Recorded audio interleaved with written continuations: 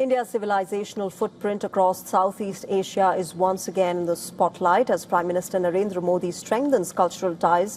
During his visit to Indonesia, remember, a remarkable archaeological discovery in Thailand is offering further evidence of India's influence in the region nearly 2,000 years ago. Prime Minister Narendra Modi visited the iconic Prambanan Temple in Yogyakarta with Indonesian President Prabowo Subianto before leaving for Australia for the next leg of his three-nation tour. As his helicopter approached the UNESCO World Heritage Site, the Prime Minister shared stunning aerial visuals of the temple on social media. He later offered prayers at the 1,000-year-old Hindu temple complex.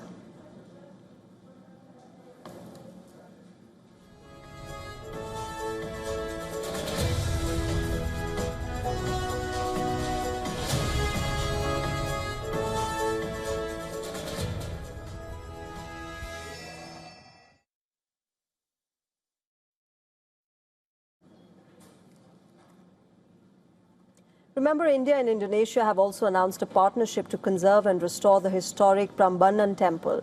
The Archaeological Survey of India will support the preservation of key structures at the site. The initiative, remember, reflects India's growing role in protecting shared cultural heritage across Southeast Asia.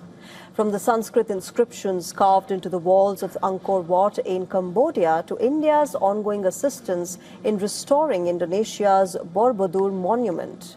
These links continue to highlight centuries of civilizational exchange.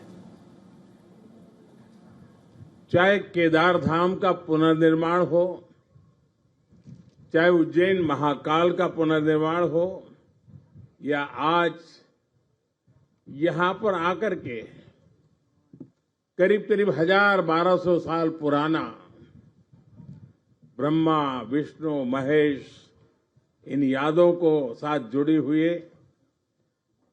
एक हमारी सांस्कृतिक विरासत का पुनरुद्धार और उसका renovation का काम, उसका प्रारंभ करने का सौभाग्य भी मुझे मिला।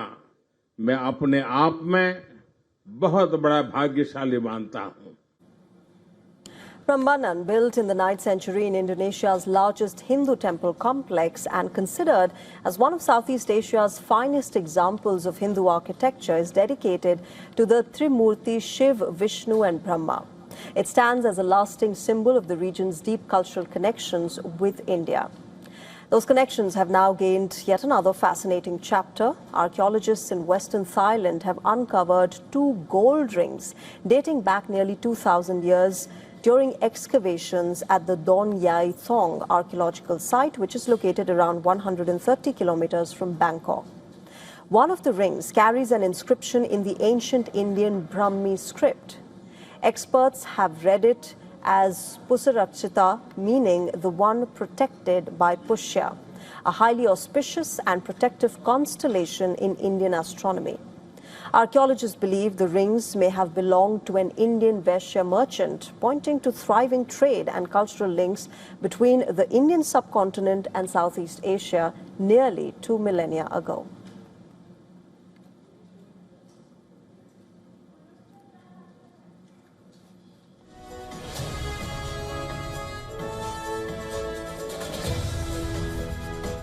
U.S. President Donald Trump's affinity for political strongmen is well known. For instance, his first overseas visit during his second term was Riyadh, where he met with Saudi Arabian Crown Prince Mohammed bin Salman, with whom he has a good bond. In the last few months, though, 2 more persons have emerged as his favorite Muslim leaders. One of them is seen to be Turkey's President Recep Tayyip Erdogan. While visiting Ankara for the NATO summit, Donald Trump was greeted personally by Erdogan at the airport. He was also escorted on the streets of Ankara by a guard of riders on white horses.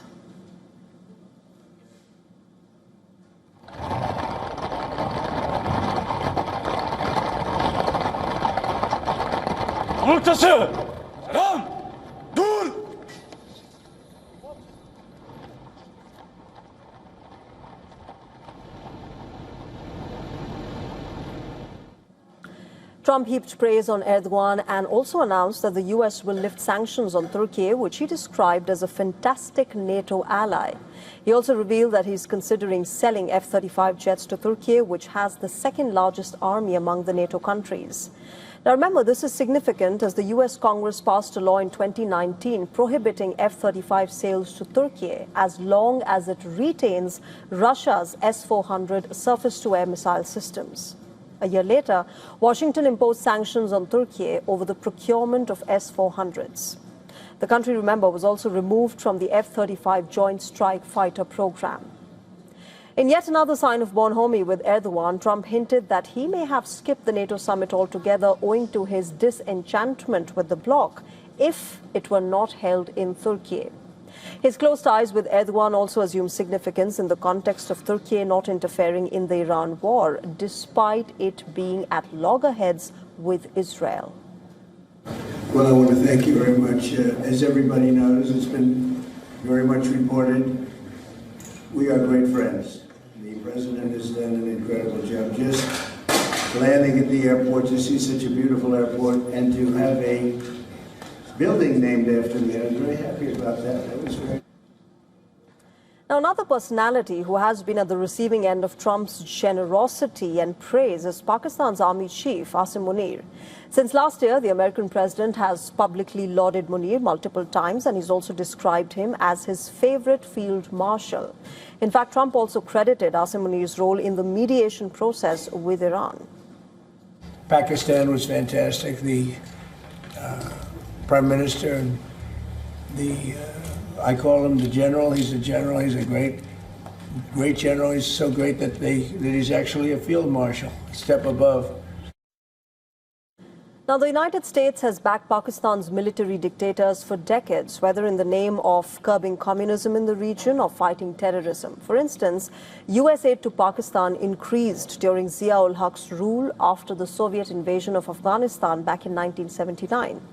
America has also supported General Musharraf, who staged a coup to oust Nawaz Sharif as the Prime Minister in 1999 as he extended support to its war on terror post the 9/11 attack. Now, what makes Asim Munir's situations unique is that he hasn't formally assumed the reins of power in Pakistan. Remember, while his predecessors had access to the Pentagon, he's the first army chief in a civilian government to have been hosted by the White House for a meeting in the Prime Minister's absence. However, the United States had a rather interesting explanation for the Munir-Trump meeting that took place in June last year. White House spokesperson Anna Kerry said that Trump hosted Munir as he called for the US president to be nominated for the Nobel Peace Prize. Unprecedented wildlife migrations are reshaping the human-animal conflict worldwide. Species once confined to tropical lowlands are now moving into high-altitude regions. In Arunachal Pradesh, researchers spotted signs of an elephant at over 10,700 feet, which is one of the highest ever records for Asia's largest land mammal. Our next story explains you all the details.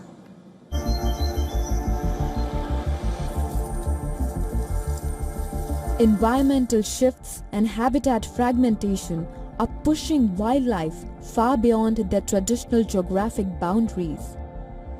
In mountain ranges across Asia, experts are observing anomalies that challenge established ecological frameworks. Species built for dense lowland jungles are climbing steep gradients into cooler temperatures. This rapid migration creates immediate safety risk for rural settlements completely unprepared for tropical encounters.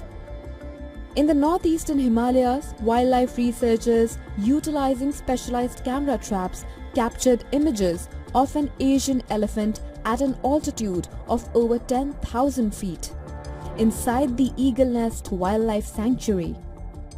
This observation marks the highest recorded elevation for the species in India. This matches trends seen in Kenya, where African elephants have ascended up to 13,000 feet. Elephants are creatures of forests, grasslands and river valleys. They depend on vast landscapes, abundant vegetation and reliable water sources. Yet, researchers now believe changing weather patterns, shifting food availability, and increasing pressure on traditional habitats may be encouraging some herds to explore higher elevations. The elephant is not the only species climbing higher. King cobras have also been reported at unusually high elevations. As many as 10 poisonous snakes were found close to Mount Everest. Scientists warn that rising global temperatures are forcing these tropical reptiles to nest and breed at higher altitudes. The planet's living systems are in motion. More exploration and analysis is necessary to better understand and equip ourselves to navigate the changing world. Bureau Report, WION World is One. Let's also talk about the NATO summit that is underway in Turkey. NATO leaders went into the summit in Ankara fearing one thing above all, that American President Donald Trump would turn the alliance into a public confrontation. And that is exactly how things have unfolded. Even as NATO tried to prove that it was answering Trump's demands on defense spending, it dealt Washington a major blow by choosing Swedish-made surveillance aircraft over a competing American jet. And within hours, Donald Trump launched fresh attacks on its NATO allies, accusing them of failing the United States. Trump said that he was very upset with NATO accusing key allies of treating the United States unfairly. Donald Trump questioned why countries including Britain, Germany and France did not back the US strongly enough during the Iran war. In fact, he said that the crisis had exposed the alliance's commitment to America. Earlier, NATO had tried to reassure Washington by announcing at least $50 billion worth of new defense initiatives, saying that European members were increasing military spending and taking greater responsibility for their own security. But Trump appears to have overshadowed all of those efforts by attacking Spain, demanding that the US end trade ties with Madrid. He accused Spain of failing to contribute enough to NATO and criticized its refusal to support the US during the Iran war. Now, that, of course, is Donald Trump saying that, Spain and US should not be doing trade. But remember, Trump's remarks also undercut NATO's carefully choreographed summit message that Europe was finally stepping up on defense spending.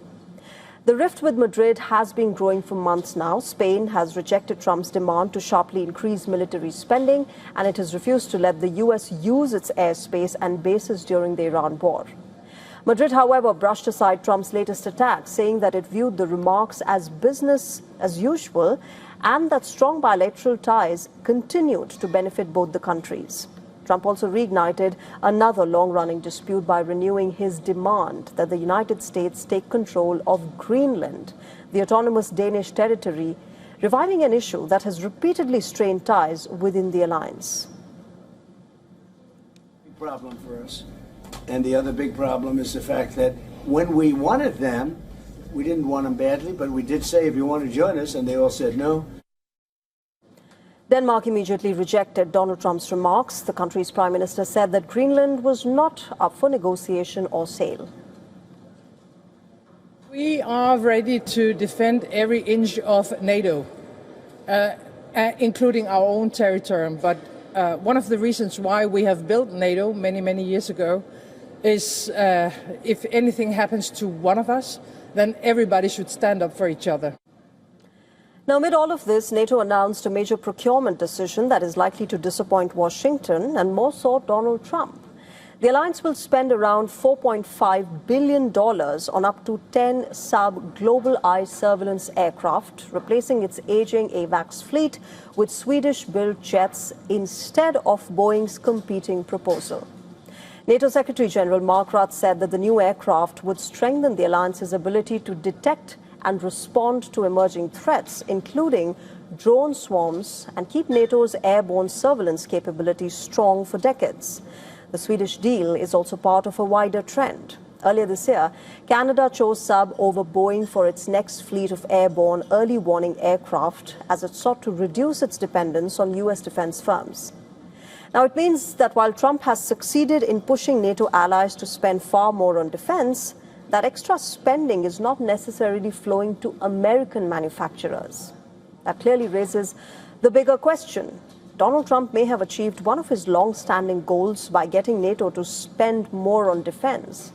But if those billions are increasingly going to European manufacturers instead of American companies, is Washington winning the spending battle while losing the business? That question is likely to hang over this NATO summit long after it ends.